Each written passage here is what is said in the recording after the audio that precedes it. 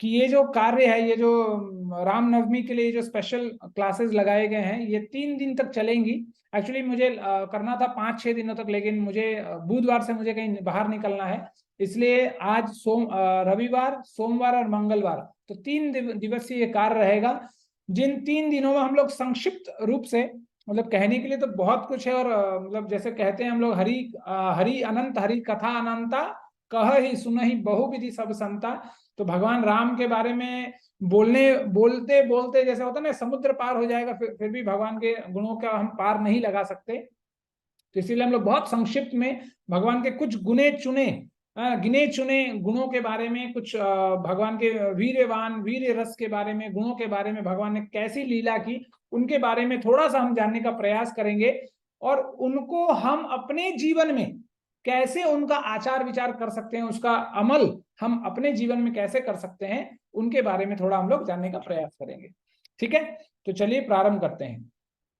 तो जैसे आप लोग जानते होंगे कि जैसे पहले के जमाने में, पहले क्या होता था कि जैसे ही रविवार रात सुबह 9 बजता था, पूरा माहौल, मतलब पूरा समाज खाली हो जाता था, और आप किसी को भी पूछते थे तो क्या चल रहा है, तो सबको पता था कि DD1 में, दूरदर्शन में महाभारत और रामायण चल रहा है ना। तो अभी आपने देखा होगा कि खास कोरोना के समय में भी DD1 में दोबारा रामायण का प्रचार किया गया था, मतलब वही रामानंद सागर वाला। आजकल वो एकता कपूर वाला नहीं, वो तो फर्जी है, वो तो हंसी लगता है, खेल कूद लगता है, रामानंद सागर जी का। तो वो जब रामायण हम देखते हैं, क्योंकि वही रामायण बहुत जो शास्त्र में दिया गया है उसी के अनुसार, बहुत बहुत मतलब जितना हद तक हो सके उसी के अनुसार वो एपिसोड बनाए गए हैं। ठीक है, तो लेकिन आजकल क्या है, आजकल रामायण देखने का हमारे पास समय नहीं है ना। हम अपने बच्चों को हम दिखाते हैं, हम अपने बच्चों को क्या दिखाते हैं, या तो नेटफ्लिक्स या अमेजन प्राइम, या तो इंडिया और पाकिस्तान का क्रिकेट मैच, है ना। उसके बाद जब इंडिया हार जाती है तो फिर टीवी बंद करके हम घर वापस आ जाते हैं। तो वो ये खेद की बात है कि आज हमारे समाज में हम रामायण और महाभारत को छोड़कर नेटफ्लिक्स और अमेजन प्राइम के पीछे पड़े हैं। रामायण और महाभारत हमें बहुत कुछ दे सकते हैं, लेकिन बोलते हैं ना, खजाने को छोड़कर हम अपने दिमाग में कीचड़ ही भर रहे हैं नेटफ्लिक्स और अमेजन प्राइम के माध्यम से। लेकिन ना माँ बाप समझने को तैयार है, ना बच्चे समझने के लिए तैयार हैं। क्योंकि जब बच्चे छोटे रहते हैं तो हम उनको कैसे बरगलाते हैं, फोन देकर, टीवी दिखाकर उनको खाना खिलाते हैं। लेकिन हमारे जमाने में जब हम लोग बच्चे थे, तो हमारे माता पिता क्या करते थे, हमें कैसे खाना खिलाते थे, कौवे को देखकर, चील को दिखाकर, वातावरण को दिखाकर। कोई माँ अपने छत्ते पर अपने बच्चे को ले जाती है, कोई बाहर घुमाने ले जाती है, इस तरह कर करके खाना खिलाती थी। लेकिन आज हम लोग कैसे खाना खिलाते हैं अपने बच्चों को, अमेजन प्राइम, नेटफ्लिक्स के सीरीज दिखाकर, मोबाइल फोन्स में गेम खिलाकर, उस तरह खाना खिलाते हैं। तो बचपन से ही वो आदत पड़ जाती है और रामायण और महाभारत गुम हो जाते हैं। फिर हमारे ही बच्चे मतलब हमें ही कहते हैं कि अरे ये तो काल्पनिक है, मिथोलॉजी है ये सब। रामायण और महाभारत क्या मिथोलॉजी है, काल्पनिक है, ये सत्य नहीं है। और इसी तरह धीरे धीरे क्या हो रहा है, हम जो रामायण का जो उद्देश्य है, जो रामायण में जो अनंत गुण भरे पड़े हैं, वो हमारे जीवन से बह जा रहा है और उसको हम ग्रहण नहीं कर पा रहे हैं। और ऐसे दिन दिन पर दिन हमारा जो जीवन है वो क्या हो रहा है, वो खोखला बनते जा रहा है। ये तो था आज थोड़ा सा ओवरव्यू कि हम लोग रामायण रामायण कहाँ छूट गया पीछे हमारे जीवन में। लेकिन जो लोग रामायण सुनते हैं, देखिए रामायण, बहुत लोग कहते हैं, ऐसे समाज में तथाकथित वार्ताएं होती रहती हैं कि रामायण क्यों सुनते हैं लोग। रामायण कुछ लोग इसलिए सुनते हैं क्योंकि लोगों को बच्चा चाहिए, है ना। जैसे बोलते हैं कि अच्छा आपको बच्चा नहीं हो रहा है तो आप एक काम कीजिए, अनवरत 24 घंटे रामायण के बाल कांड का पाठ कर लीजिए। किसी को बल चाहिए, किसी को मतलब अपने जीतेंद्र बनना है, जीतना है, तो वह कहता है कि आप युद्ध कांड, लंका कांड पढ़ लीजिए। किसको तत्व चाहिए, ज्ञान चाहिए, तो आप बोलेंगे ठीक है उत्तर कांड पढ़ लीजिए तो आपको ज्ञान मिल जाएगा। लेकिन हमारा उद्देश्य जो है, ना ही बच्चे पैदा करना, ना ही जीतना है किसी दूसरे को, ना ही ज्ञान की जरूरत है। हमें यदि कुछ चाहिए जीवन में वो है भगवत प्रेम। और भगवत प्रेम करने के लिए, सिर्फ भगवान की तुष्टि के लिए, है ना। जैसे हम लोग कहते हैं कि अतः कुंभी द्विश्रेष्ठा वर्णाश्रम विभागशः धर्मस्य अनुश्रेष्ठायाम, वर्णाश्रम विभागशः, कि जो हम अपने जीवन में वर्णाश्रम में, जो अपना हमारा जो वर्णाश्रम है, जो विभाजन किया गया है, उस विभाजन के माध्यम से हम जो भी कार्य करते हैं, अंततः यदि भगवान की तुष्टि के लिए हम ना करें तो हमारा वर्णाश्रम विफल है, बेकार है, कोई काम का नहीं है। इसीलिए हमें जानना चाहिए कि दिन पर दिन जैसे दिन बीत रहे हैं, ये शरीर जर्जर अवस्था की ओर बढ़ रहा है। ये जैसे बोलते हैं एक मशीन स्टेबिलिटी से अनस्टेबिलिटी की ओर भाग रहा है। ये जो शरीर है एक ना एक दिन अब इसके जान खत्म होने के दिन आ रहे हैं, है ना, जर्जर होने के लिए। जैसे हम लोग मुकुंदमाला शतोत्रम में कहा गया है कि ये जो जर्जर अवस्था हो जाएगी जब ये शरीर बुढ़ापे की ओर बढ़ेगा।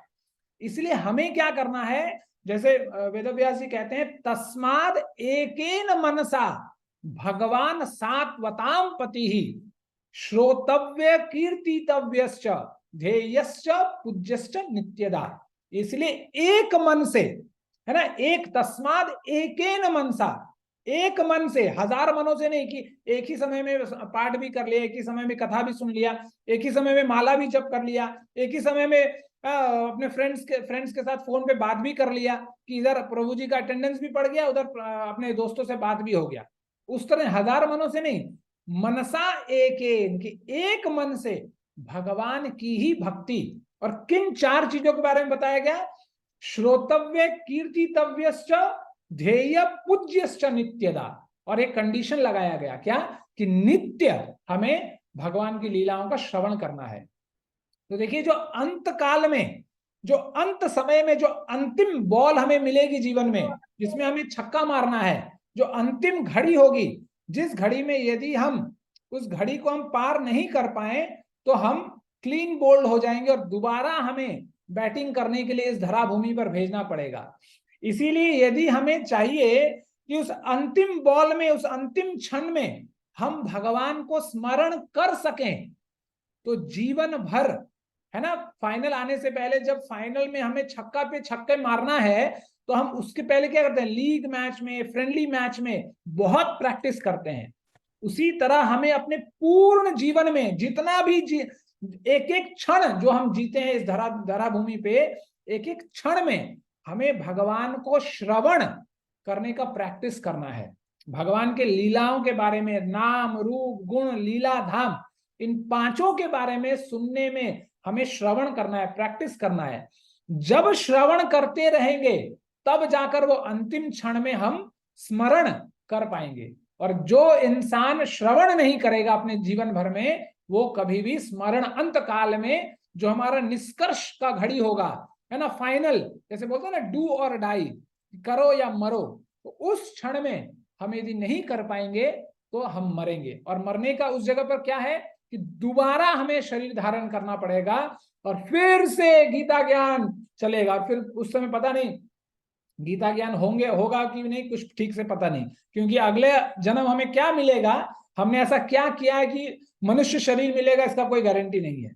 इसीलिए हमें हर क्षण जब जब मौका मिले तब हमें भगवान के कृष्ण लीला, राम लीला हमें हमेशा स्मरण करना चाहिए।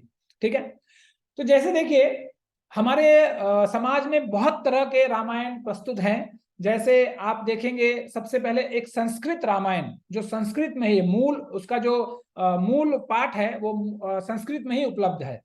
तो एक प्रकार का रामायण है जिसको हम लोग कहते हैं संस्कृत रामायण, एक रामायण है जिसको हम लोग कहते हैं संपूर्ण रामायण, एक है अध्यात्म रामायण, एक है कंब रामायण, कंब रामायण है वो तमिल में है, एक है रामचरितम रामायण जो मलयालम में है, एक फारसी में भी है एक रामायण, लेकिन एक रामायण जिसको हम लोग, जो बहुत प्रसिद्ध है, वो है रामचरितमानस, जो भारत के पूर्व दिशा में, मतलब नॉर्थ इंडिया में बहुत फेमस है। और हर दूसरे दिन, हर क्षण आप कहीं ना कहीं देखेंगे, खास चाहे वो शिव जी का मंदिर हो या हनुमान जी का मंदिर हो, तो कहीं ना कहीं आप देखेंगे रामचरितमानस का पाठ चल ही रहा है।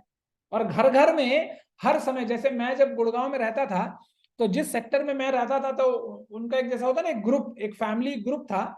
उनके यहाँ क्या होता है, हर महीने में एक इंसान, जैसे उस ग्रुप में कम से कम 15 परिवार थे, तो उनमें से एक फैमिली क्या करेगा, हर महीने में एक बार सुंदरकांड का पाठ करवाएगा। तो इस तरह अलग अलग जगहों में अलग अलग तरीकों से रामचरितमानस का, सुंदरकांड का पाठ हमेशा होता है। और ये जो रामचरितमानस है वो अवधि में लिखा गया है, और अवधि भाषा जो है वो श्री राम मतलब अवध का लोकल भाषा है। जो अयोध्या है उसका लोकल भाषा है। और भगवान राम का, एक सेकेंड,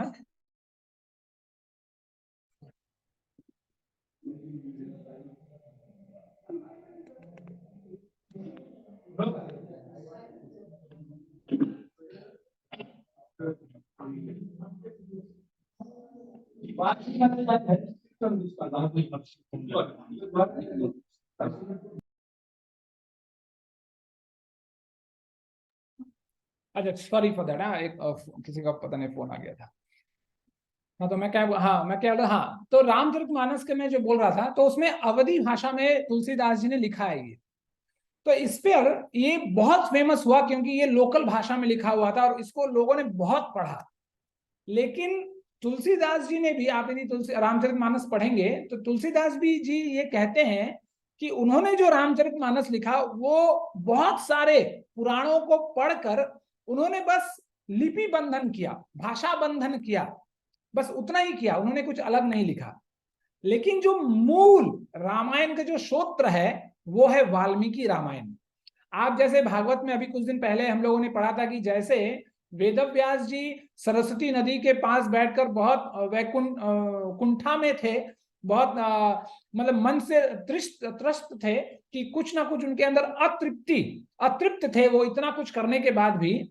फिर नारद मुनि आते हैं, फिर उनको उपदेश देते हैं। उसी तरह वाल्मीकि मुनि भी रहते हैं जो अपने आप में अतृप्त रहते हैं, और उनके यहाँ नारद मुनि आते हैं, और नारद मुनि से जब उनका वार्तालाप होता है तो वो रामायण सुनाते हैं वाल्मीकि मुनि को। और उसके बाद वाल्मीकि मुनि को बोलते हैं कि अब जाकर आप लिपिबद्ध कीजिए पूरे रामायण को अपने संस्कृत भाषा में। और तब जाकर 24,000 श्लोकों में रामायण तैयार करते हैं वाल्मीकि मुनि। ठीक है, इसीलिए राम का जो नाम है, जैसे बोलते हैं ना, राम ने अहिल्या एक औरत को तारा, एक नारी को तारा, लेकिन राम नाम ने बहुतों करोड़ों को तारा। इसलिए रामचरितमानस में गोस्वामी जी लिखते हैं कि नाम लेत भव सिंधु सुखाई। तो यदि हम कहें कि रामचरितमानस, रामायण आखिर है क्या, यदि इन शब्द पढ़ें कि शब्द को हम देखें तो कहें, यदि हम कहें कि राम जो राम जो जिसके बारे में रामायण में, रामचरितमानस में कहा गया है, वो राम है कौन, और उसकी जो राम कथा है वो क्या है। तो यदि व्रज भाषा में कहा जाए, यदि किसी व्रज संत से, जो व्रज भूमि, जो वृंदावन में रहते हैं, ऐसे संतों से पूछा जाए कि राम कौन है, तो वो परिभाषा कैसे करते हैं। वो कहते हैं कि राकार श्रीमती राधा रानी, है ना, र से राकार श्रीमती राधा रानी, मकार मधुसूदन, दव्या विग्रह संयोगात राम नाम इति खिला। कि र से जो है वो श्रीमती राधा रानी, और म से है जो मधुसूदन। मतलब राम का मतलब क्या है कि र से राधा रानी और म से मधुसूदन। जब श्रीमती राधा रानी और श्री कृष्ण दोनों एक तनु हो जाते हैं, द्वया विग्रह समयोगात, कि दोनों दो विग्रह एक जब हो जाते हैं समयोगात, उसको हम लोग कहते हैं राम। तो जो राम है, जब आप राम उच्चारण करते हैं, जैसे हम लोग कहते हैं ना, कभी कभी बहुत भक्त लोग पूछते हैं कि हम लोग जब जप करते हैं तो हमें क्या, किसका चिंतन करना चाहिए, क्या चिंतन करना चाहिए। तो जब इन अक्षरों का, और ये जो परिभाषा है, ये परिभाषा जीव गोस्वामी द्वारा दिया गया है, तो ऐसे परिभाषाओं को जब हम याद करेंगे, तब उसके बाद आप हर शब्द को जब आप बोलेंगे अपने मुंह से, तब आपको याद आएगा कि र का मतलब क्या है, म का मतलब क्या है, ह का मतलब क्या है, र का मतलब क्या है ना, हरे राम कृष्ण, क और न का मतलब क्या है। ऐसे जब हम जानेंगे तत्व को, तब हमारा जो टेस्ट है, हमारा जो स्वाद है भगवान के नाम जप में, वो बढ़ेगा। इसलिए बोला गया कि राम रामे रमेति मनो रमे रामे मनोरमे सहस्त्र नाम तत्तुल्यम राम नाम वरानने। कि राम नाम ऐसा है कि जब हम राम राम बार बार राम का नाम रटते हैं तो ऐसा रटते रटते रटते एक दिन ऐसा आता है हमारे जीवन में जब हमारा मन है ना, राम राम रमेति रमे रामे, तो हमारा जो मन है वो राम नाम में रम जाता है। और राम नाम कैसा है, सहस्त्र नाम ततुल्यम राम नाम वरानने, कि 1000 नाम यदि आप विष्णु का लेते हैं तब जाकर वो राम नाम के, एक राम नाम के बराबर बनता है। ऐसे ही एक बार एक घटना घटती है, पुराणों में एक कथा आती है कि जब, जैसे हम लोग जानते हैं कि जो शाश्वत वक्ता है वो है भोलेनाथ, और शाश्वत जो श्रोता है वो है मां पार्वती। तो इसी तरह जब आती है कि जब एक बार भोलेनाथ जब रामायण रामायण देखते हैं, रामायण के बारे में उन्हें पता चलता है कि अरे ऐसा भी कोई है। तो आप देखेंगे राम रक्षा शतोत्रम में ये बात कही गई है। वहां कहते हैं कि वहां एक श्लोक आया है कि चरितम रघुनाथस्य शतकोटि प्रविष्टम, है ना, कि चरितम रघुनाथस्य शतकोटि प्रविष्टम एक एक शरम पुंसाम महापातक नाशनम। तो वहां पर तुलसीदास जी कहते हैं कि ये जो रघुनाथ का जो चरित्र है वो कैसा है, शतकोटि, शत का मतलब होता है सेंचुरी, 100, है ना, जैसे हम लोग बोलते हैं ना इस प्लेयर ने शतक मारा, शतक का क्या मतलब, क्या 100 मारा। शत मतलब 100, कोटि मतलब करोड़, मतलब जो एक्चुअल रामायण है वो 100 करोड़ श्लोकों, मतलब श्लोकों में वो बंधन किया गया है। लेकिन फिर आगे क्या कहते हैं, एक एक अक्षरम पुंसाम, और जब पुंसाम का मतलब होता है मनुष्य, तो जब इंसान, एक मनुष्य एक एक अक्षर को पढ़ता है उस रामायण का, तो महापातक नाशनम, महापापों से भी उसका उद्धार हो जाता है। तो जब इस रामायण को भोलेनाथ को मिला, तो वो जब देखे कि यार 100 करोड़ श्लोक हैं इसमें, तो लेकिन हम लोग जानते हैं कि भोलेनाथ के बड़े करुणा, उनके अंदर बहुत करुणा, इसलिए उसको उनका नाम ही है आशुतोष। आशुतोष का मतलब क्या है, जो बहुत जल्दी रीझ जाते हैं, जो बहुत जल्दी खुश हो जाते हैं। तो उन्होंने कहा कि अच्छा 100 करोड़ श्लोक है, क्या करना है भाई इतने श्लोक का। तो उन्होंने क्या किया, 100 करोड़ से 33 करोड़ ऊपर के ग्रहों को, 33 करोड़ मध्य के ग्रहों को, और 33 करोड़ नीचे के ग्रहों को उन्होंने सब दान में दे दिया कि जाओ 33 करोड़ श्लोक तुम ले जाओ, तुम ले जाओ, तुम ले जाओ। तो 33 करोड़ 33 करोड़ 33 करोड़ सब में बढ़ गए। अब बच गए 1 करोड़, ठीक है। जब 1 करोड़ बचा भोलेनाथ पर, तब मां पार्वती ने कहा कि अच्छा ठीक है भोलेनाथ, आपने, आप तो करुणा निधान है, ठीक है आपने दे दिया, कोई दिक्कत नहीं, लेकिन अब 1 करोड़ अपने पास रख लीजिए। लेकिन जब भोलेनाथ ने फिर इस विशद भूमि के, पृथ्वी के बारे में देखा, कलयुग को देखा कि अरे यार यहाँ तो लोग क्षण क्षण मर रहे हैं, इनको तो कुछ पता ही नहीं, और 1 करोड़ श्लोक लेके मैं क्या करूंगा। तो उन्होंने बोला अच्छा ठीक है और दे दो। अब 1 करोड़ से उन्होंने क्या किया, 33 लाख 33 लाख 33 लाख करके ऊपर, बीच और नीचे ग्रहों को उन्होंने दे दिया। अब उनके पास कितना बचा, कोई बता पाएगा उनके पास कितना बचा? 1 लाख बचे। 1 लाख बचा। तो फिर अब मां पार्वती ने कहा कि अच्छा ठीक है भगवान, आप तो बहुत करुणा निधान है, आप करुणा निधि हैं, आपने दे दिया अच्छी बात, लेकिन अब कम से कम 1 लाख तो रख लीजिए। तो उन्होंने बोला ठीक है ठीक है ठीक है रख लेंगे। लेकिन फिर अब उनकी करुणा जागी कि अरे यार ये लोग मर रहे हैं, इनको देना है, इनका उद्धार करना है, जीव मात्र का उद्धार करना है। तो अब उन्होंने क्या किया, उन 1 लाख से 33 हजार सब श्लोकों को ऊपर बीच और नीचे के लोगों को उन्होंने बांट दिया। अब उनके पास बच गया 1000। अब जब पार्वती माँ ने कहा कि अच्छा ठीक है, अब आपने दे तो दिया, लेकिन ठीक है अब मत दीजिएगा, अब 1000 ही बच गया है ना। तो उन्होंने बोला कि ठीक है नहीं देंगे। लेकिन फिर उनकी करुणा जागी। अब भोलेनाथ तो भोलेनाथ, अब देखिए भोलेनाथ की सबसे स्पेशलिटी क्या है, आप अब ये शास्त्रों में भी आता है बहुत बार कि वो रहते हैं शमशान में, रहते हैं खाल, मतलब खोपड़ी पहनकर, खोपड़ियों की माला पहनकर, लेकिन उनके भक्त जो होते हैं डायमंड के नेकलेस पहनकर विराजते हैं संसार में। तो इसलिए बोलते हैं कि अपने पास भोलेनाथ कभी नहीं कुछ रखते, जो है सब कुछ दे देते हैं, है ना। एक जैसे वो गुलशन कुमार का एक गीत है ना कि देते धन धान्य, अपने पास कुछ नहीं रखते फिर लेकिन देते हैं सबको धन धान्य, ऐसा कुछ एक गीत है उनका, बहुत सुंदर गीत है, भजन है बहुत अच्छा।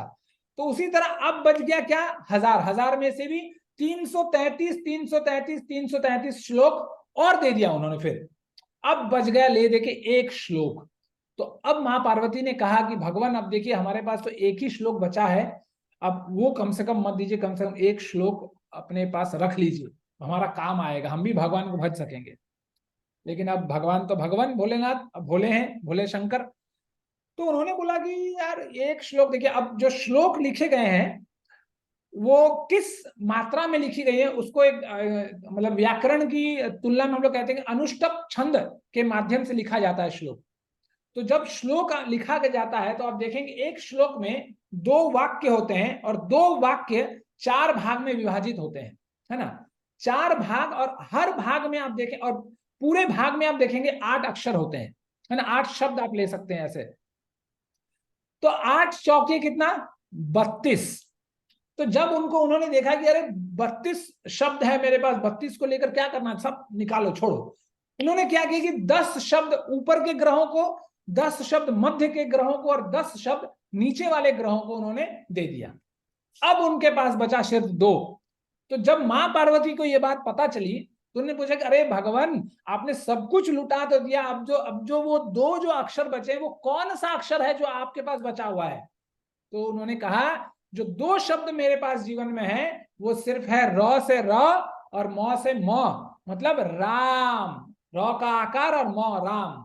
और जिसके जीवन में राम है उनके जीवन में फिर 100 करोड़ क्या 1000 करोड़ भी श्लोक और ग्रंथ आ जाए, उनकी किसी चीज की भी उसे जरूरत नहीं। वो इंसान जिसने राम नाम को अपने जीवन में, अपने आचरण में, अपने हृदय में, जिसने राम के इस 2 अक्षर रूपी शब्द को धारण कर लिया है, उसे और दुनिया में किसी शास्त्र का कोई जरूरत नहीं है जीवन में। और इसी को भगवान कृष्ण गीता में भी कहते हैं कि वेदैश्च सर्वरहमेव वेदः वेदांत कृत वेद विदेव चाहम, कि वेदों को जानने लायक यदि कुछ है तो वो मैं हूं। तो यहीं पर यहाँ भोलेनाथ हमें दर्शाते हैं कि इतना पांडित्य हमें नहीं बनना है जीवन में, हमें कोई पंडित बनकर, कोई प्रोफेसर बनकर नहीं पढ़ना है। नहीं तो प्रोफेसर बन के आप देख ही रहे होंगे आजकल टीवी में एक प्रोफेसर आता है जो कहता है कि मुझे अवधि पता है, मुझे पता है कि यहाँ कॉमा नहीं होना चाहिए, ये नहीं होना चाहिए, शास्त्र गलत है, ये वगैरह वगैरह हो रहा है आजकल बहुत रामचरितमानस के ऊपर। तो हमें प्रोफेसर नहीं बनना है, हमें पंडित नहीं बनना है, हमें यदि बनना है तो भगवान का दास बनना है। और वही जो दासत्व है वही हमारी पूंजी है जीवन में, और उसी पूंजी को लेकर हम भगवान के धाम जाने योग्य बनेंगे। नहीं तो हमें कोई पूछने वाला नहीं है। कुत्ते की तरह रोड, जैसे कुत्ता रोड में मर के पड़ा रहता है, उसी तरह हम इस भूमंडल में, इस भवसागर में डुबकी खाते रहेंगे सुबह शाम, लेकिन हमें कोई पूछने वाला नहीं मिलेगा, पानी देने वाला नहीं मिलेगा यदि हम भगवान के नामों को त्याग दें अपने जीवन में। इसीलिए भोलेनाथ कहते हैं कि ये जो कलिकाल के जो लोग हैं ये बड़े अनफॉर्चुनेट है, बहुत अनलकी है। क्यों? क्योंकि ये जो इंसान है ते हरि तजी विषय अनुरागी, क्योंकि ऐसे इंसान जो है भगवान को छोड़कर विषयासक्त होते हैं, विषयों में ही सुबह शाम पड़े रहते हैं, इसीलिए ये लोग दुर्भाग्य है इनका। तो ये तो रहा कुछ कि रामायण के बारे में कि रामायण कैसा है ना, मतलब हमने जैसे देखा जीव गोस्वामी के दृष्टि से। अब देखिए गोस्वामी जी रामचरितमानस के बारे में क्या कहते हैं। वो कहते हैं कि राम कथा सुंदर करतारी संशय विहग उड़ाव निहारी, राम कथा कलि बिटप कुठारी सादर सुनो गिरिजा कुमारी। तो भगवान शंकर मां पार्वती से कहते हैं कि राम कथा क्या है। तो वो कहते हैं कि राम कथा जो है सुंदर कर तारी, कर का मतलब होता है हाथ, तो वो कहते हैं कि राम कथा जो है सुंदर हाथों की ताली है। तो राम कथा सुंदर कर तारी, तारी का मतलब होता है ताली। तो राम कथा जो सुंदर कर तारी है, उस ताली मारने से क्या होगा, संशय रूपी विहग उड़ाव निहारी, विहग का मतलब होता है पक्षी। तो जब हम ताली बजाते हैं, देखेंगे जब पेड़ों में पक्षी बैठे रहते हैं, जब हम लोग कुछ आवाज करते हैं वो उड़ जाते हैं। तो उसी तरह जब हमारे जीवन में, हमारे हृदय में संशय, कूटनीति, छल भरा पड़ा रहता है, तो उसी हृदय को, उसी जीव को, उसी शरीर से जब हम राम नाम गुनगुनाते हैं, राम के बारे में, राम के लीलाओं को पढ़ते हैं, सुनते हैं, जानते हैं, तो हमारा जो छल कपट रूपी जो विहग है, जो हमारा बुद्धि है, वो क्या करता है, वो उड़ जाता है। फिर आगे कहते हैं राम कथा कलि बिटप कुठारी। तो राम कथा जो है वो क्या है, मतलब एक्स के तरह है, टांगी की तरह है, जो हम लोग हिंदी में टांगी बोलते हैं, कुल्हाड़ी जिसको बोलते हैं, कुल्हाड़ी की तरह है, जो इस कलयुग में भी हम रहकर कलयुग के प्रभाव को वो काटने में समर्थ है। यदि हम भगवान के चरणों को पकड़ के रहें, तो चाहे कलयुग का प्रथम चरण हो या घोर कलयुग, कलयुग का आखिरी चरण ही क्यों ना आए, फिर भी हमें कोई डरने की कोई आवश्यकता नहीं है।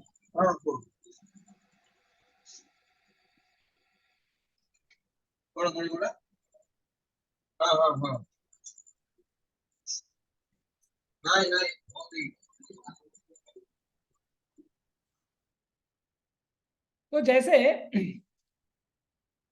हाँ, मैं क्या कह रहा था, हाँ, तो ये जो राम राम कथा है वो इस कलयुग में कुठारी की तरह है, कुल्हाड़ी की तरह है, जो इस कलयुग के प्रभाव को काट सकता है। लेकिन शर्त इतना ही है कि हमें भगवान के चरणों को, भगवान के नाम को पकड़ कर रखना होगा। फिर आगे चलकर गोस्वामी जी कहते हैं कि क्या है, वो कहते हैं कि एहि महारघुपति नाम उदारा अति पावना पुराण श्रुति सारा मंगल भवन अमंगल हारी उमा सहित जेहि जपत पुरारी। तो वो कहते हैं कि ये राम कथा क्या है, इस ये जो रामायण है, ये जो रामचरितमानस है, उसमें क्या है, भगवान के उदार नाम के बारे में, उसकी जो पराकाष्ठा है, राम के नाम की जो महत्वता है, उसके बारे में इसमें लिखा गया है।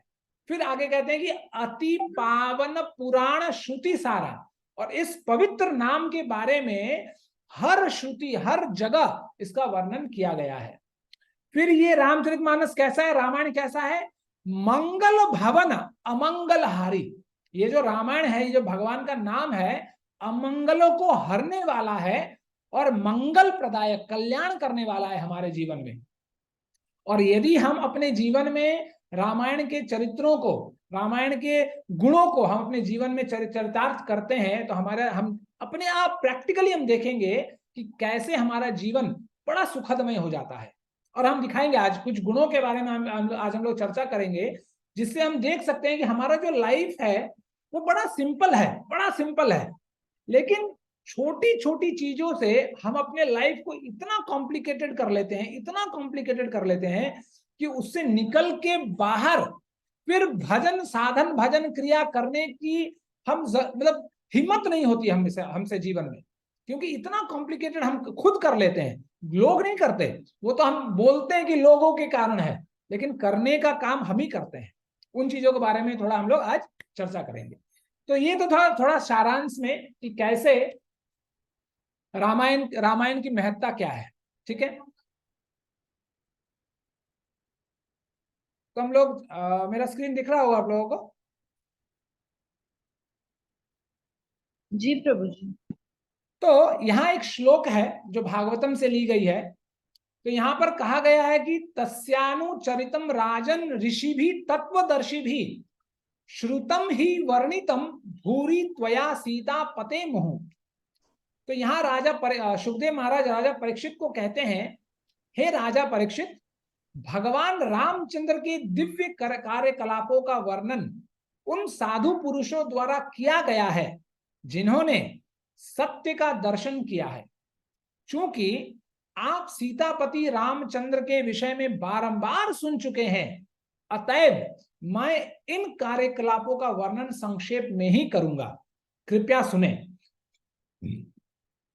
तो इससे पहले क्या होता है कि जब राजा परीक्षित, सुखदेव महाराज भगवान कृष्ण के बारे में बहुत चर्चा करते हैं, और फिर जब चंद्रवंश और रघुवंश की बात आती है तो सबसे पहले परीक्षित महाराज रघुवंश के बारे में सुनना चाहते हैं, क्योंकि इससे पहले 8वां अध्याय आप देखेंगे तो इनके पूरे पूर्वजों के बारे में चर्चा होती है। तो जब पूर्वजों के बारे में चर्चा होती है तो परीक्षित महाराज के अंदर ये भाव फिर उत्पन्न होता है कि फिर से एक बार रामचंद्र के गुणों के बारे में पता किया जाए, सुना जाए, श्रवण किया जाए। इसलिए यहाँ पर सुखदेव महाराज कहते हैं कि आपने बारंबार उनका श्रवण किया है। किनसे?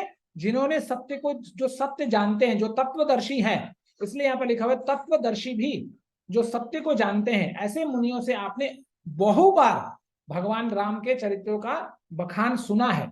और उसी लिए मैं आपको संक्षिप्त में आपको भगवान राम के बारे में कहूंगा। ठीक है, तो फिर आगे यहाँ ये श्लोक वाल्मीकि रामायण से लिया गया है। तो ये जो सिचुएशन मैं आपको बता रहा था कि जब वाल्मीकि मुनि अपने आश्रम में बैठे हुए थे और त्रस्त थे, तो उस समय एक नदी के पास, तमस नदी के पास बैठे हुए थे और सोच विचार में मग्न थे। तो उस समय नारद मुनि का आगमन होता है, और जब नारद मुनि आते हैं तो बहुत सुंदर से वाल्मीकि मुनि उनका स्वागत करते हैं। और फिर वाल्मीकि मुनि ये सवाल पूछते हैं उनसे। वो पूछते हैं कि को नस्मिन् सांप्रतम लोके गुणवान कश्च वीर्यवान धर्मज्ञश्च कृतज्ञश्च सत्यवाक्यो दृढ़वतः। तो वाल्मीकि मुनि पूछते हैं कि इस संसार में, हे नारद मुनि, मुझे ये बताइए कि इस संसार में अभी उत्तम गुणों, पराक्रम, धर्म, कृतज्ञता, सत्यता और व्रतों की दृढ़ता से युक्त कौन रहता है। तो वाल्मीकि मुनि उस समय जानना चाहते थे कि इस समय में धरातल पर ऐसा कौन इंसान है जो गुणों से लैश है, गुणों से युक्त है, गुणों से भरा पड़ा है। लेकिन देखिए, ये इसमें बोलते हैं ना, जो जब हमारे घर में संत आते हैं, जब हम वैष्णवों का दर्शन करते हैं, जब हमारा ऐसा सौभाग्य होता है कि हमें कोई संत साधु से, वैष्णव का दर्शन करना मुलाकात होती है हमारे जीवन में, तो हमें किस प्रकार का सवाल पूछना चाहिए, ये यहाँ वाल्मीकि मुनि दिखा रहे हैं। देखिए यहाँ वाल्मीकि मुनि क्या पूछते हैं, सांप्रतम लोके गुणवान, कि इस लोक में, इस धरातल में ऐसा कोई किसी के बारे में मुझे बताइए जो गुणों से युक्त है। लेकिन हम लोग क्या पूछते हैं कि ऐसा कोई इंसान बताइए जिसका बिजनेस बहुत अच्छा चल रहा हो, ताकि मैं कुछ उससे हम अपना कुछ फायदा ले सके, है ना। कोई लड़का लड़की के बारे में पूछता है, लड़की कोई लड़के के बारे में पूछती है। यदि है ना, वरिष्ठ लोगों के बीच में वार्ता हो तो वो क्या पूछते हैं कि किसका सरकार किस तरह चल रहा है, किसके घर में कौन सी वार्ता हो रही है, माताएं पूछती हैं। तो ऐसे बेकार सवाल पूछकर, अपना प्रजल्पा कर कर लोगों, मतलब समाज में क्या वार्ताएं चल रही हैं,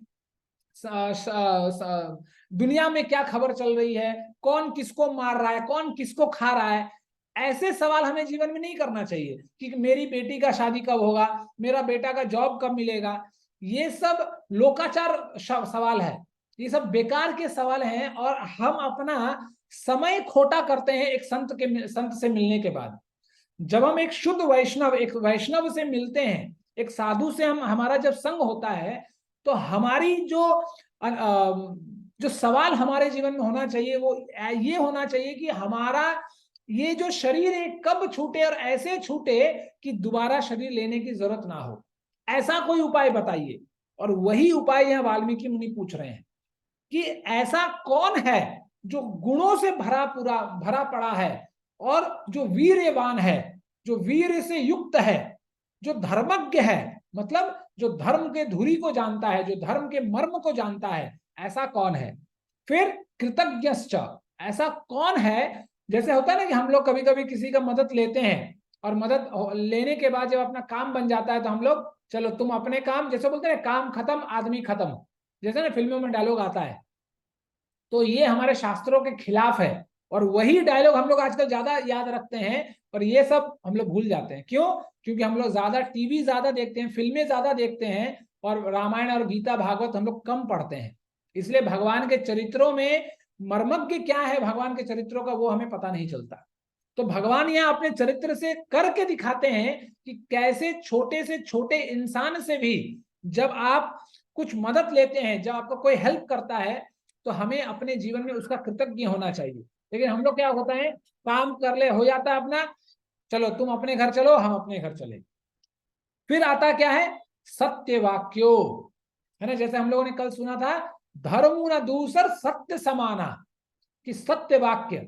इसलिए देखिए, जब भगवान राम का वनवास होता है और जब वशिष्ठ मुनि को पता चलता है कि ऐसा ऐसा बात हो चुकी है, तो वशिष्ठ मुनि भगवान राम को समझाते हैं कि नहीं नहीं युवराज, आप ऐसा मत सोचिए, हो सकता है कि कुछ मिसकम्युनिकेशन, है ना, गलत संदेह हो गया है, कुछ गलत वाक्य इधर उधर हो गई हैं, जिसके कारण से कैकेयी मुनि ने ये ऐसा फैसला किया, ऐसा वर मांगा है। लेकिन मैं जाऊंगा और कैकेयी रानी को समझाऊंगा और वो समझ जाएंगी, मुझे पूरा भरोसा है। जब ये बात वशिष्ठ मुनि भगवान राम से कहते हैं, तो राम कहते हैं कि नहीं भगवान, ये तो बात ठीक है और मुझे पूरा भरोसा है कि आप मार कैकेयी को समझा भी देंगे, वो भी ठीक है। लेकिन बात है कि हम लोग रघुवंश के हैं, और रघुवंश जब एक बार ये बात, एक अपनी बात रख देते हैं, तो वो कभी पीछे नहीं मुड़ते। इसलिए बहुत अच्छा श्लोक है इस पर कि रघुकुल रीति सदा चली आई, प्राण जाऊ बरु बचन न जाई। तो जो वाक्य हम इसलिए बोलते हैं कि जो भक्त होते हैं उन्हें मितभाषी होना चाहिए। मितभाषी का मतलब होता है जो कम बोले, है ना, हमेशा वो चपर चपर चपर चपर बकरियों की तरह मैं ना करता रहे। भक्त का एक चरित्र होता है। लेकिन भक्त जब मुंह खोले तो लाख रुपए का बात कह जाए। इसीलिए एक बार मेरे गुरु महाराज की कथा, एक बार जब मेरे गुरु महाराज और उनके कुछ शिष्य ट्रेन में सफर कर रहे थे, अब सब लोग गेरुआ वस्त्र पहने हैं, अब मेरे गुरु महाराज के साइड लोअर वाला जो बर्थ होता है वहां बैठे हैं, और बाद बाकी शिष्य कोई अपर बर्थ में, कोई ऐसा इधर जो 6 सीट एक साथ होते हैं उधर बैठे हुए हैं।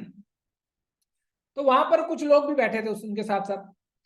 तो उनके लोग जो थे, उनके शिष्यों का मजाक उड़ा रहे थे, अरे ये लोग देखिए चोटी रखते हैं, सर मुंडवा लेते हैं, ये कर लेते हैं, वो कर लेते हैं, इनका कुछ करना धरना है नहीं, इनका कुछ काम धंधा है नहीं, ये नहीं वो नहीं, बहुत कुछ बोल रहे थे, बोल रहे थे। और वो बार बार महाराज के शिष्यों को कह रहे थे कि अरे महाराज तो कुछ बोलते ही नहीं, महाराज तो कुछ बोलते ही नहीं, कुछ बोलिए ना, क्या क्या कुछ बोलिए। तो महाराज चुपचाप थे, कुछ उन्होंने बोला नहीं, एक एक शब्द, वो बार बार उकसा रहे थे कि कुछ बोलिए कुछ बोलिए, लेकिन महाराज चुपचाप बैठे हुए थे, कुछ उन्होंने बोला नहीं। तो जब बहुत देर तक ऐसा हुआ हुआ हुआ, तब एक इंसान ने महाराज के शिष्य को कहा कि आपके गुरुजी जो है वो गूंगे हैं क्या, कुछ बोलते नहीं क्या कभी। तो महाराज, जब महाराज ये सुने, तब महाराज ने कुछ बोला नहीं। लेकिन फिर उसने, उस इंसान ने कहा कि बोलिए ना कुछ, महाराज को कुछ बोलने के लिए, कुछ बोलते ही नहीं है। तब महाराज ने कहा कि हम कब, उन्होंने एक उदाहरण दिया कि जहां पर कौवे रहते हैं और कोयल रहता है, जब कौवे काय काय काय काय करते रहते हैं, तो वहां कोयल क्या कभी कुछ बोलता नहीं, वो कोयल चुपचाप बैठे रहता है। तो जब ये बात उन्होंने सुना, तो सब स्तंभ स्तंभ रह गए कि अरे भाई साहब, मतलब मुंह भी खोला तो हम लोग कौवा बोल रहा है इंसान, है ना। और वो क्या, फिर महाराज ने कहा कि जो कौवे होते हैं वो क्या करते हैं, जितनी गंदगी है समाज का, सब गंदगी इधर से उधर करते रहते हैं। और हम लोग भी, कौवे लोग इधर उधर की बात करते हैं, लेकिन जो कोयल होता है जब वो मुंह खोलता है तो बड़ा सुरीला आवाज निकलता है। तो सब लोग चुपचाप हो गए, कोई कुछ नहीं बोला। तो फिर महाराज, फिर उन लोगों ने पूछा कि नहीं महाराज ऐसा बात नहीं है, हम तो चाहते थे कि मतलब कुछ सुनना चाहते थे। तो फिर महाराज ने एक इशारे से उनके शिष्य को कहा कि कीर्तन करो। तो जब लोग कीर्तन करने लगे, तो वो लोग भी महाराज के साथ मिलकर सबको कीर्तन करने लगा। तो जब 5-10 मिनट बाद कीर्तन हुआ, तो महाराज पूछते हैं कि अच्छा अब बोलिए, क्योंकि अब उन्होंने भगवान का नाम तो लिया, अब कुछ कुछ देर के लिए मति तो शुद्ध हुई होगी। तो जब महाराज ने पूछा कि अच्छा ठीक है, अब बताइए आपका क्या सवाल था, तब उन लोगों ने बोला नहीं नहीं महाराज, अब हमारा कोई सवाल नहीं है, हम समझ गए, सब समझ गए। उसी तरह जो शुद्ध भक्त होते हैं वो कम बोलते हैं, वो मितभाषी होते हैं, लेकिन जब बोलते हैं तो लाख रुपए की बात कह जाते हैं। तो इसीलिए हमें, जैसे इंग्लिश में हम लोग बोलते हैं वॉक द टॉक, कि जो आप बोलते हैं वो करिए। खाली बर्तन, जैसे होता है ना, खाली बर्तन ज्यादा शोर करता है, तो हमें खाली बर्तन नहीं बनना है जीवन में, हमें शुद्ध भक्त बनना है धीरे धीरे आगे बढ़कर। तो इसीलिए हम जब भी मुंह खोले तो कचर पचर कचड़ो, वो कीड़े मकोड़ों की तरह ना बातचीत करें। जो बोलना है बोले, नहीं तो चुप रहे। प्रोपाल बोलते हैं कि यही है असली मौन रहने का तरीका, कि जब भी मुंह खुले तो भगवान का नाम निकले, अथवा एकदम कीप साइलेंस। जैसे ना हम लोग अपने बचपन में टीचर्स बोला करते थे हमें कि pin drop silence, keep your fingers on your lips, कि एकदम मुंह है ना, अपने मुंह पर उंगली रखो, जैसे कोई बात ना निकले, कोई बात ना करे। तो उस तरह जो भक्त होता है जब भी मुंह खोलता है सही बोलता है, एकदम 100% शास्त्रों के आधार पर बात करता है, नहीं तो कौवे की तरह वो काए काए कभी नहीं करता। तो इस तरह हमें भी अपने जीवन में कैसा होना चाहिए, सत्य वाक्यो, कि सत्य बोला जाए जीवन में। उसके बाद क्या है, दृढ़ व्रतः, कि हम जैसे आजकल है ना, देखिए हमारा ये दुर्भाग्य है जीवन में। एक सेकेंड, ना मेरा बैटरी डाउन हो जा रहा है, तो मैं थोड़ा ये लगा लूं चार्जर।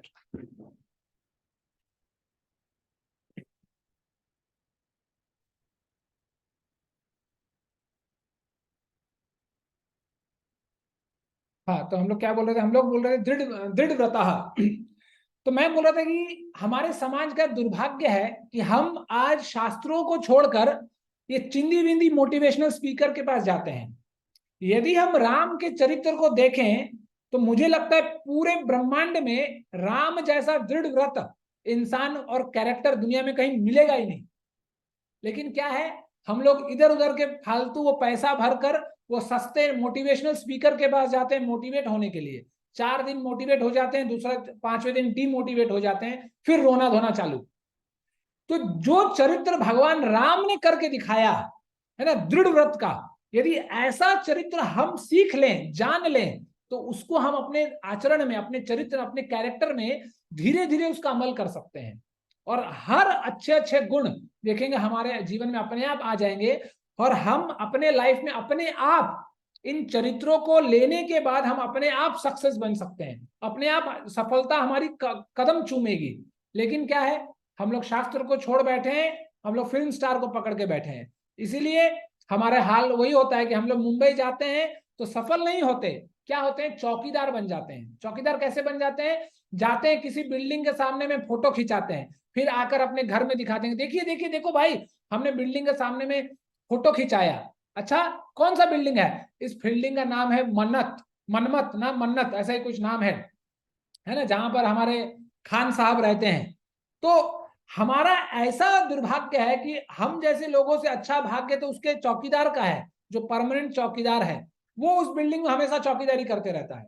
लेकिन हमारे जैसे महापुरुष लोग क्या करते हैं, दूर से जाते हैं कमाने धमाने, काम धंधा करने के लिए, लेकिन सब कुछ छोड़कर उसके बिल्डिंग के सामने में खड़े होकर फोटो खिंचाते हैं, सोचते हैं कि अरे भाई हमें नोबेल प्राइज मिल जाएगा फोटो खिंचा के, है ना। हम इसलिए हमसे अच्छा किस्मत तो उस चौकीदार का है।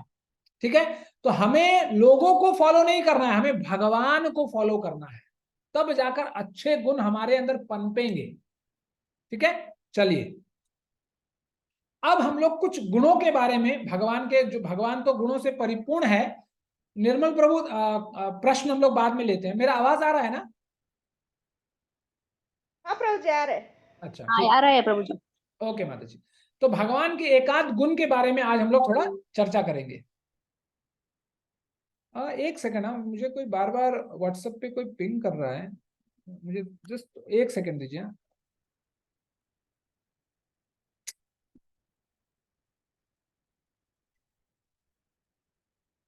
सॉरी।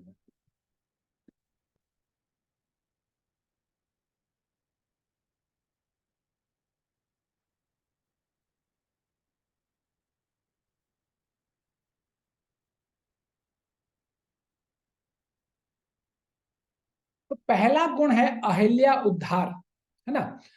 तो इसमें आप लोगों को ये कथा पता है कि जब भगवान थोड़ा कुमार अवस्था में हो जाते हैं, और जब विश्वामित्र मुनि जब देखते हैं कि राक्षस लोग इतना उदंड मचाए रहते हैं कि इन लोगों का जीना हराम कर देते हैं, इन लोगों का यज्ञ नहीं करने देते हैं, और जैसे ही ये देखते हैं कि यज्ञ होने जा रहा है, सब राक्षस आ जाते हैं यज्ञ को खराब करने के लिए। तो उसी तरह जब विश्वामित्र राजा दशरथ से आते हैं भगवान राम को मांगने के लिए, तो बहुत मुश्किल से राजा दशरथ मानते हैं और कहते कहते हैं कि आप मुझे धन ले लीजिए, मेरा शरीर ले लीजिए, लेकिन कम से कम मेरा प्राण तो मत लीजिए, क्योंकि हर इंसान को अपना प्राण और अपना शरीर बहुत महत्व रखता है हर इंसान के लिए। तो वो ये कहना चाहते थे कि भगवान राम जो है राजा दशरथ के प्राण के समान है। तो इस तरह बहुत कुछ बात होती है। तो फिर विश्वामित्र कहते हैं कि समाज के कल्याण के लिए तुम्हें त्याग करना ही होगा। और फिर बहुत बातचीत होने के बाद राजा दशरथ तैयार हो जाते हैं। तो फिर रास्ते में जब एक बहुत बड़ी शिला, मतलब एक आश्रम रहती है और उस आश्रम के आसपास कुछ भी नहीं रहता, लेकिन एक बहुत बड़ी शिला रहती है। तो जब भगवान राम रास्ते में उस शिला को देखते हैं तो विश्वामित्र जी से पूछते हैं कि ये शिला कौन है, क्या है इसका रहस्य। तब विश्वामित्र जी कहते हैं कि ये शिला और कोई नहीं, ये ऋषि पत्नी गौतम ऋषि की पत्नी अहिल्या है। जब एक बार अंधेरे में इंद्र ने आकर इनके साथ संभोग किया था गौतम मुनि का वेश में, तब गौतम मुनि जब गौतम मुनि को यह पता चला, बहुत वो क्रोधित हुए। और जब उन्होंने कहा कि तुम स्त्री होकर अपने पति को नहीं पहचान सकी, मतलब तुम जड़ हो, तुम जड़ के समान हो और जड़ बन जाओ, और इसलिए उन्होंने पत्थर होने का श्राप दिया। फिर उन्होंने फिर ये बहुत रोई चीखी। फिर उन्होंने ये भी आशीर्वाद दिया कि जब रघुवंश में भगवान राम पूरे संसार को तरने के लिए आएंगे तो वो वन में भी आएंगे और तुम्हारा तारण तब होगा। तब जब भगवान आते हैं और भगवान राम अपने चरणों से उस शिला को छू लेते हैं तो वो अपने आप में एक स्त्री का रूप लेकर अपने धाम चली जाती है वो। तो ऐसे भगवान, देखिए इसमें हमें क्या सीखने को मिलती है कि जो गुरु देखिए यहाँ पर एक कभी कभी बहुत लोग पूछते हैं कि भगवान राम तो नर लीला कर रहे थे, ठीक है, लेकिन नर लीला करते करते अब जो अहिल्या है वो क्या है, वो गुरु पत्नी है। अब गौतम मुनि भी एक गुरु के ही स्वरूप हैं, वो गुरु ही है एक तरह से। तो अब गुरु की पत्नी को भगवान राम अपने पैर से मार रहे हैं, ये तो बहुत बड़ा अपराध है कि गुरु पत्नी को आप पैर से मार रहे हैं। गुरु को मारना, गुरु को भी पैर दिखाना चाहिए, बहुत बुरा होता है। और पत्नी को, है ना, गुरु माँ एक तरह से, मतलब राम के गुरु माँ लगेंगे अहिल्या, उनको वो पैर मार रहे हैं, ये तो बहुत गलत बात है। लेकिन संतगण इसका ऐसे सल्यूशन देते हैं, वो कहते हैं कि जहां गुरु आज्ञा होती है फिर वहां कोई औपचारिकता नहीं रह जाती। जब विश्वामित्र जी ने कह दिया कि आप अपने पग से इस शिला को छुइए ताकि ये इनका निस्तार हो सके, तो राम ने सिर्फ अपने गुरु की आज्ञा का पालन किया। और कहा जाता है कि गुरु की आज्ञा जो होती है वो भगवान की आज्ञा से भी बढ़कर होती है। तो इस तरह भगवान राम गुरु आज्ञा थे। इसलिए हम लोग बोलते हैं ना कि जब भगवान के गुरु के पास जाते हैं तो कैसे जाना चाहिए, तत्विधि प्रणिपातेन परिप्रश्नेन सेव्या, है ना, कि जब गुरु के पास जाए विनम्र होकर जाए, गुरु की सेवा करे। और गुरु की सेवा कैसे करें, मन वचन और कार्य। तो गुरु के जो भी निर्देश हो आंख बंद करके हमें हमेशा आगे बढ़कर करना चाहिए। लेकिन हम लोग क्या करते हैं, हम लोग वही गुरु आज्ञा को शिरोधार्य करते हैं जो हमारे कंफर्ट जोन में है। लेकिन राम ऐसे नहीं करते हैं, क्योंकि राम को पता है कि मुझे मेरे गुरु का आश्रय है, और जब तक गुरु है तब मुझे किसी चीज की डरने की जरूरत नहीं है। ठीक है, चलिए आगे। अब आता है वीर्यवान, साहसिक, है ना। इसमें इससे पहले और एक मैंने कुछ इसमें दिया नहीं हुआ है, लेकिन मैंने कुछ और गुण निकाल के रखे हैं कि जैसे जब भगवान प्रकट होते हैं और जब भगवान प्रकट होने के बाद 5-6 साल 7-8 साल का उम्र होता है उनका, कुमार अवस्था तक आते हैं, तो उनके चरित्रों के बारे में बताया गया कि उनके दिनचर्या क्या होती थी। तो बताया गया कि जब भगवान सुबह उठते थे तो वो क्या करते थे, वो क्या क्या करते थे। तो गोस्वामी जी कहते हैं कि प्रातः काल उठी कै रघुनाथा, मातु पिता गुरु ना वही माथा। कि जब भगवान राम सुबह सुबह उठते थे तो सबसे पहले वो क्या करते थे, माता पिता और गुरु को प्रणाम करते थे। तो ये बहुत बड़ी चीज है जो आजकल लगता है हमारे समाज में लुप्त हो गई है, क्योंकि ना हमें बचपन से ये सिखाया गया, ना हम अपने माता पिता को देखें ये चीज करते हुए। और जैसे हम लोग बोलते हैं कि एक बच्चे को जितना सिखाने से वो सीखता है, उससे कहीं ज्यादा वो देखने से सीखता है। इसलिए आप देखेंगे जब हम बचपन से मोबाइल दिखाते हैं तो दिखाते दिखाते एक कुछ साल बाद, कुछ मतलब एक आध साल में ही बच्चा हमसे ज्यादा एक्सपर्ट बन जाता है मोबाइल चलाने में, क्योंकि वो देखता है।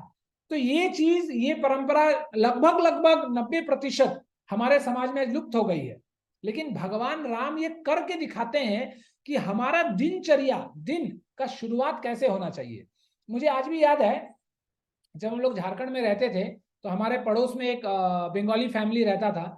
तो उनके जो जो पति थे, मतलब पति पत्नी जो रहते थे, पति जो थे, वो हम लोग बड़े होने तक, उनकी माता तो बहुत दिन पहले देह छोड़ चुकी चुकी थी, लेकिन उनकी माता का वो फोटो दीवार पर टांग के रखते थे। मतलब जैसे एग्जिट गेट जो था, एग्जिट गेट के ऊपर एकदम। तो हर समय जब वो ड्यूटी जाते थे, अपना काम करने जाते थे, तो हर दिन जब वो घर से निकलते थे तो उस मतलब फोटो में जो उनकी माँ का चित्र था, उनके माँ के पर चरणों को छू कर निकलते थे, प्रणाम करके निकलते थे। तो हम लोग ये बचपन से देखें कि इसीलिए हमें भी ये ऐसा कुछ हो सकता है कि आज हम लोग घर से दूर नौकरी नौकरी वगैरह करने में लगे हुए हैं, क्योंकि देखिए माता पिता जो है वो स्वयं भगवान का ही स्वरूप है। और अभी कुछ दिन पहले मुझे याद नहीं एक माता जी सवाल कर रही थी कि क्या एक भक्त को माता पिता का सेवा करना चाहिए। देखिए, जो भक्त होता है ना, भक्त बनना बहुत मुश्किल है। भक्त बनने से पहले हमें एक अच्छा इंसान बनना पड़ेगा। और ये मैं नहीं कह रहा हूं, आप भागवतम उठाइए, आप भागवतम में लिखा हुआ है, जब भगवान कृष्ण अपनी माता देवकी से मिलते हैं तो वो बहुत पछताते हैं, वो रोते हैं धोते हैं, वो कहते हैं कि हे माँ, हम जैसे अभागे पुत्र के कारण आपको इतना मतलब सता आप लोगों को इतना मुश्किल, इतना कठिन परिस्थिति में आप लोग रहे, इतनी कठिन परिस्थिति में आप लोग हमेशा इतने सालों तक रहे कि हम हमारे जैसे पुत्र अभागे हैं, वो कहते हैं। फिर आगे चलकर भगवान कहते हैं कि यदि एक पुत्र 100 वर्षों तक भी यदि अपनी माता पिताओं का सेवा करता है फिर भी वो कम है। और आगे चलकर भगवान कहते हैं कि जो पुत्र, जो पुत्री, जो भी है, जो अपने माता पिताओं का सेवा नहीं करता, उन्हें आगे चलकर, मतलब जब जब उनका देहवास, जब उनका देहवास हो जाता है और वो नरक जाते हैं, और नरक में जाकर उन्हें अपने ही शरीर का मांस खाना पड़ता है। आपको यदि विश्वास नहीं तो आप भागवतम पढ़ सकते हैं, 10वें स्कंद के 45वें नंबर अध्याय में 24-25 ऐसा ही कुछ श्लोक है, आप पढ़ सकते हैं। तो इसीलिए हमें कभी ये नहीं सोचना चाहिए कि अच्छा हम 16 माला जप कर लिए तो अब हमें कुछ करने की जरूरत नहीं है, हम सब कुछ कर लिए। कुछ लोग ये भी एक कोटेशन कोट करते हैं, एक श्लोक कोट करते हैं जो भागवतम में ही है, एकादश स्कंद में कहीं पर एक जगह पर एक श्लोक है जहां पर भगवान कृष्ण उद्धव को यह संदेश देते हुए कहते हैं कि जो भक्त बन जाता है, जो भगवान कृष्ण के चरणों को पकड़ लेता है, उसे और किसी को पूजने की जरूरत नहीं। तो फिर लोग इसीलिए वो श्लोक उद्धृत करते हैं ये सुनाने के लिए कि हम भगवान कृष्ण को पूजते हैं और हमें अपने माँ बाप भाई बहन गुरु किसी को भी पूछने की जरूरत नहीं है। लेकिन वो जो श्लोक है वो है कृष्ण भक्त के लिए। और भगवान गीता में कहते हैं कि कृष्ण भक्त कौन हो सकता है। भगवान कहते हैं कि अनन्य यश्चिंतयन्तो माम ये जना पर्युपासते तेषामित्तभियुक्ता नाम योग क्षेमम वहम्यहम्, कि जो अनन्य भाव से भगवान की सेवा करता है उसका ही भगवान वहम करते हैं, है ना। तो हम जैसे जो 2 घंटा माला करने में 200 बार सोते हैं, 200 बार खराटा लेते हैं और 2 लाख बार हमारा मन इधर उधर भागता है, हमें अपने आप को शुद्ध भक्त के श्रेणी में रखने का बड़ा पाप कभी नहीं करना चाहिए। ये अपने आप में जैसे बोलते हैं ना, गलत फहमी को पालना, अपने आप को वैष्णव समझ लेना, ये दुनिया का सबसे बड़ा गलत फहमी है। इसलिए हमें अपने आप को वैष्णव और भक्त नहीं समझ लेना चाहिए कि अरे हम तो भक्त बन गए, धोती कुर्ता पहन लिए, तिलक चढ़ा लिए, कंठी पहन लिए, हो गया काम खत्म, है ना। तो इसीलिए हमें अपने माता पिता का सेवा बिल्कुल करना चाहिए 100%, विदाउट एनी, मतलब कोई सब्सटीट्यूट, बिना सब्सटीट्यूट के कि पैसा है फिर भी हम अपने माता पिता को गवर्नमेंट हॉस्पिटल में ठेल देते हैं कि जा मर, जिया जिया, नहीं तो मरा तो और अच्छा, झमेला खत्म, है ना। यदि पैसा है तो प्राइवेट हॉस्पिटल में जा, आज यदि हम अपने माता पिता का सेवा करेंगे तो कल जाकर हमारे बच्चे हमारी सेवा करेंगे, क्योंकि वो भी देखेंगे, है ना, कि हमारे माता पिता, अपने माता पिता की सेवा इन्होंने कैसे की। तो बच्चे वही सीखते हैं जो देखते हैं। इसलिए हमें हमें ये ज्ञात होना चाहिए कि हमें वही मिलेगा जो हम देंगे, और हम जो नहीं देंगे वो हमें दोबारा कभी नहीं मिलेगा। इसलिए भगवान राम इस अपने चरित्र से ये सिखाते हैं कि कैसे हमें अपने माता पिता गुरु की सेवा समृद्धि हमेशा करना चाहिए। फिर आगे चलकर जब एक ऐसा समय आता है कि जब भगवान राम को भगवान राम को युवराज बनाया जा रहा था, है ना, युवराज से राजा बनाया बनाया जा रहा था।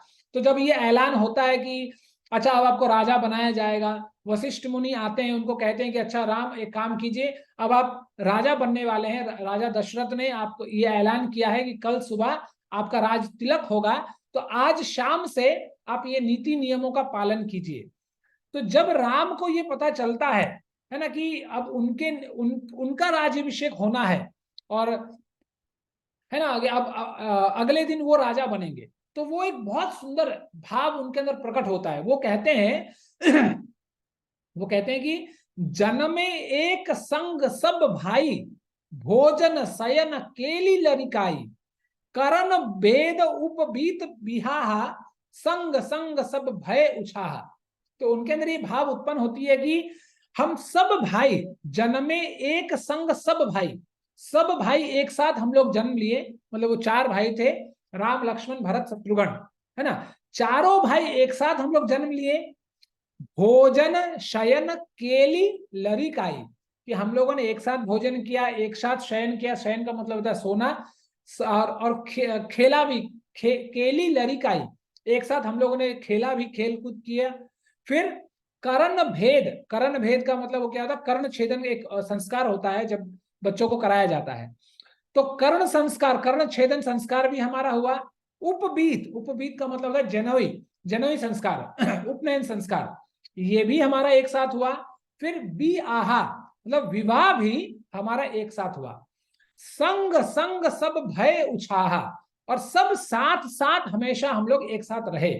लेकिन अब ये विधि का विधान देखो, विमल वंश यह अनुचित एको, ये जो विमल वंश है, ये जो वंश है इतना पवित्र है, इतना पावन है, विमल वंश यह अनुचित एको।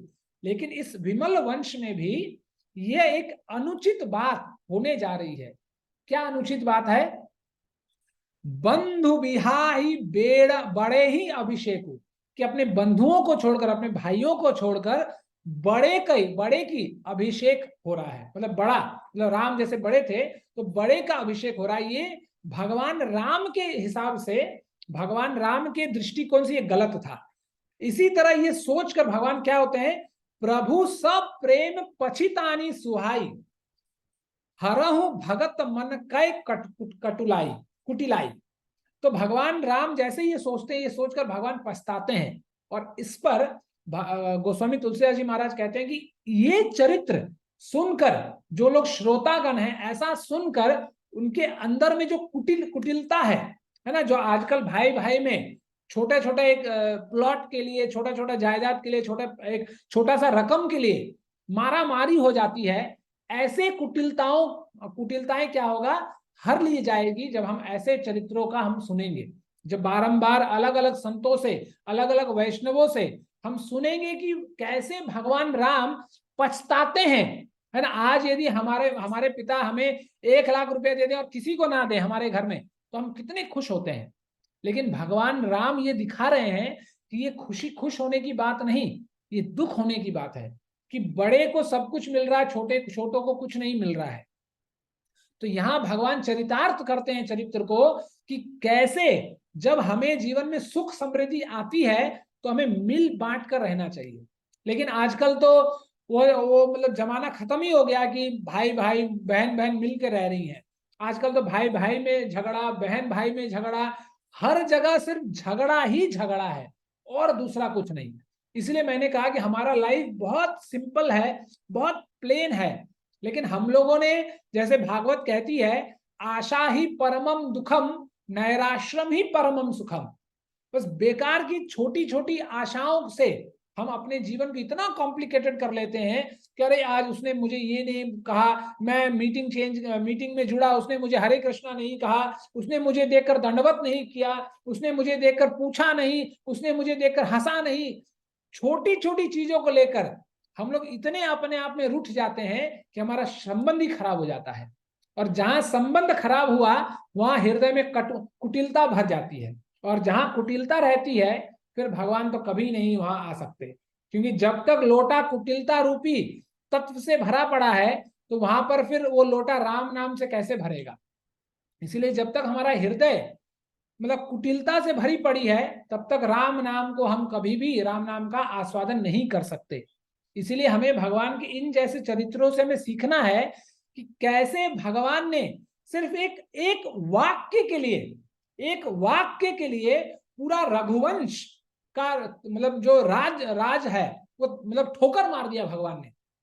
और इसमें भी और भी बहुत सारे चरित्र हैं कि छोटे भाइयों को जब हम आगे चलेंगे देखेंगे कैसे अपने बड़े भाई के लिए छोटा भाई, देखिए ये रामायण जो है ये बहुत मायने रखता है हमारे जीवन में, कि सिर्फ रिश्तों को बचाने के लिए रघुवंश का जो राज दरबार है, राज मुकुट है, वो एक गेंद की तरह चारों भाइयों के बीच में, एक भाई से दूसरे भाई, दूसरे से तीसरा, तीसरा से चौथा, चौथा से पहला, ऐसा ही घूमते रह गया। पर सिर्फ संबंधों को बचाने के चक्कर में किसी ने भी वो मुकुट, राज मुकुट जो था, किसी ने भी ग्रहण नहीं किया। आपको चरित्र पता ही होगा कैसे भरत ने पूरा 14 का 14 साल राज दरबार कैसे कराया, भगवान के खड़ाओं के माध्यम से पूरा का पूरा 14 साल राज किया भगवान ने। तो ये सब चीज हमें अपने जीवन में सीखने के लिए है। लेकिन हम लोग क्या करते हैं, हम लोग इधर उधर के लिए हमारे पास समय है, लेकिन रामायण और भागवत के लिए हमारे पास समय नहीं है। ये हमारा दुर्भाग्य है। इसीलिए हम लोग इसको आस्वादन नहीं कर पाते। क्यों? क्योंकि इतना अंदर में इतना मलिनता भरी पड़ी है, ये सब बात सुन के भी हमें समझ में नहीं आता। हम लोग रटते तो हैं, खूब भजन करते हैं, खूब बड़ा बड़ा श्लोक रटते हैं, गाते हैं, लेकिन उसका जो तत्व है, उसका जो दर्शन है, वो हम नहीं लेते। क्यों? क्योंकि हम लोग पाठ करने में बिजी रहते हैं। जैसे हमारे तरफ एक कहावत मशहूर है कि हम लोग क्या करते हैं, हम लोग गाते हैं, है ना, रामायण भागवत को हम लोग गाते हैं, गा गाकर हम लोग एक दिन सिंगर बन जाएंगे, लेकिन फिर भी ये शरीर फिर धारण करना पड़ेगा। क्यों? क्योंकि हम लोग उसको समझते नहीं।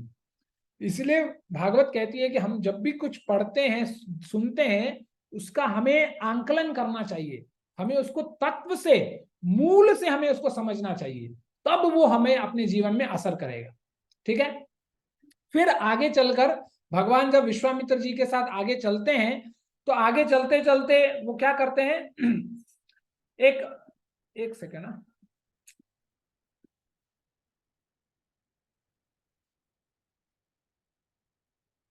जब विश्वामित्र के साथ वो आगे चलते हैं तो उनका दर्शन किसके साथ होता है, वो एक राक्षसनी होती है जिसको हम लोग कहते हैं ताड़कासुर होती है, उसको भगवान मारते हैं। जब वाल्मीकि ने विश्वामित्र जी बताते हैं कि ये जो असुर है ये हमें कभी भी यज्ञ करने नहीं देती, और जब भगवान इस असुर से मुलाकात होती है तो एक ही बाण में, एक ही दिव्य बाण में भगवान उसका खात्मा कर देते हैं। तो यहां पर बताया गया कि ताड़का जो है वो अविद्या का प्रतिनिधित्व करती है, अविद्या को संबोधित करती है।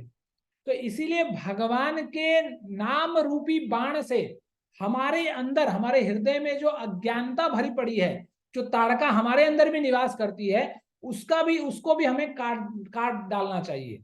तो वो कब होगा? जब हम भगवान के नाम को सुबह शाम जपेंगे, सुबह शाम रटेंगे, और सुबह शाम सिर्फ भगवान को ही अपने जीवन के केंद्र में रखेंगे। तो देखिए, इससे हमें, जब राम का वनवास हो जाता है और राम मना कर देते हैं राज मुकुट पहनने से, फिर भरत के पास जाता है, फिर भरत से तो और दो छोटे थे तो दो छोटों के पास कभी मौका ही नहीं जाता है।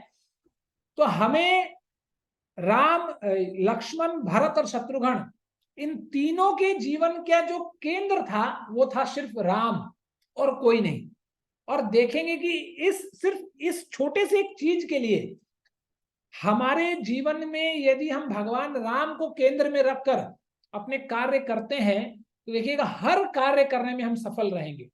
यदि नहीं तो बोलिए राम लक्ष्मण जब मतलब मेघनाथ जब ब्रह्मास्त्र से मारता है लक्ष्मण को और लक्ष्मण अहित हो जाते हैं, यदि राम नहीं होते उस समय तो हनुमान नहीं होते, और हनुमान नहीं होते तो लक्ष्मण बच नहीं पाते।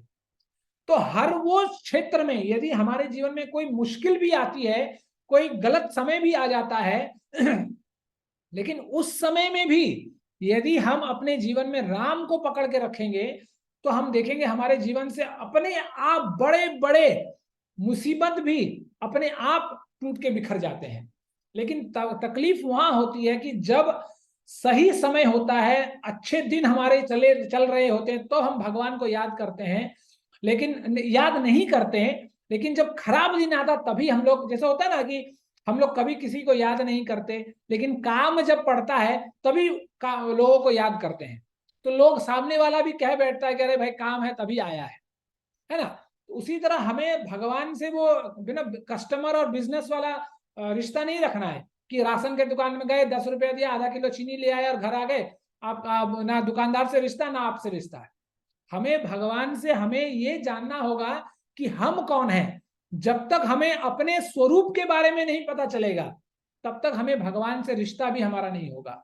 क्योंकि हम तो सुबह शाम यही बैठकर मानकर बैठे हैं कि हम शरीर हैं, हम आत्मा नहीं है। तो भगवान तो परमात्मा है और शरीर का और परमात्मा का कोई संबंध नहीं। परमात्मा का यदि संबंध है तो आत्मा से है। तो इसीलिए हमें अपने स्वरूप को जानना होगा और भगवान राम से रिश्ता बनाए रखना होगा। तब जाकर वो अंतिम समय में, वो अंत काले च मामे वाला जो क्षण आएगा उस समय हम पास हो पाएंगे। और जैसे हम लोग कहते हैं कि जब जब हम भगवान के नामों का सुबह शाम जप करते हैं तब जाकर कहीं अज्ञानता रूपी, है ना, अज्ञानता रूपी जो कलमश है वो धुलकर साफ होती है हमारे हृदय से। तो यही हमें आज के सत्र से हमें ये सीखना है कि कैसे भगवान अपने चरित्रों से बहुत कुछ सिखाते हैं हमें, और उन चरित्रों को हमें धीरे धीरे करके हमें अपने आचरण में उसको ढालना है ताकि हम भी सफल बन सके। क्योंकि आज के समाज में हर इंसान सफल बनना चाहता है ना। तो हम भी कुछ देखिए, लेकिन आज के समाज में सफलता का परिभाषा क्या है कि कुत्तों की तरह खटो, पैसा इकट्ठा करो, और पैसा इकट्ठा करने के बाद जब सर के बाल झड़ जाएं उसके बाद मर जाओ, और अपना बैंक बैलेंस अपने परिवार के लिए, अपने बाल बच्चों के लिए जो किस तरह इस्तेमाल करें उसको पता नहीं, लेकिन कुत्तों की तरह खटने के बाद, जर्जर हो जाने के बाद हम मर जाएं। तो यही परिभाषा है सफलता का आज के समाज में। लेकिन हमें इस मायने में सफलता नहीं हो चाहिए, हमें सफल चाहिए कि कैसे हमारा नाम भी भगवान के डायरी में आए, ताकि अंत समय में भगवान हमें वो बुद्धि दे कि हम भगवान को याद कर सकें और भगवत धाम जा सके। ठीक है, तो इसके साथ आज हम इस सत्र को यहाँ विराम देंगे। यदि किसी प्रभु जी